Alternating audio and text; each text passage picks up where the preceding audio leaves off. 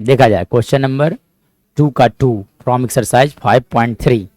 देखिए क्या दिया गया है, इस एपी का सम फाइंड आउट करना है। सबसे पहली बात, सेकंड नंबर में जो एपी लिखा गया उसे मैं एक बार लिखता हूँ।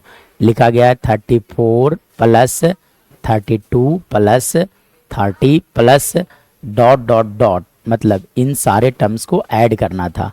तो कैसे किया जाएगा? तो सबसे पहले बात, इस एपी में नंबर ऑफ टर्म्स कितने हैं वो नहीं मालूम है, कितने टर्म्स को ऐड करना है वो मालूम नहीं है। तो सबसे पहले देखो, इस एपी के लिए फर्स्ट टर्म हो जाएंगे 34 और common difference, the common difference लिखा जाता है T2 minus T1, that means 32 minus 34 और इसका वैल्यू लिखा जा सकता है -2।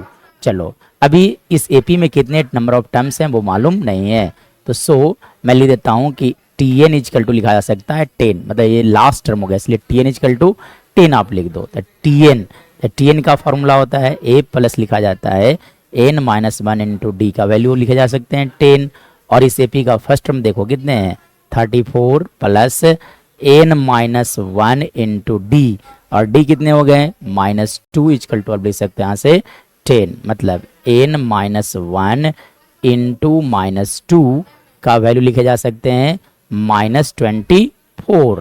दिस इम्प्लाइज दैट यहाँ से लिखा जा सकता है n माइनस 1 का वैल्यू -24 बाई -12, और इसका वैल्यू कट करके आ जाएगा 12, मतलब n माइनस 1 का वैल्यू आ गया 12।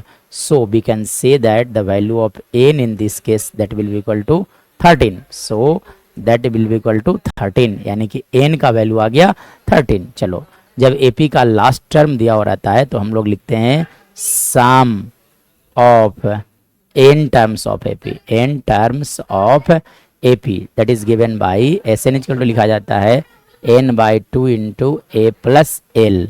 चलो n, अब देखो यहाँ पे कितने टर्म्स को ऐड करना है 13 टर्म को, इसलिए 13 रखा जाए।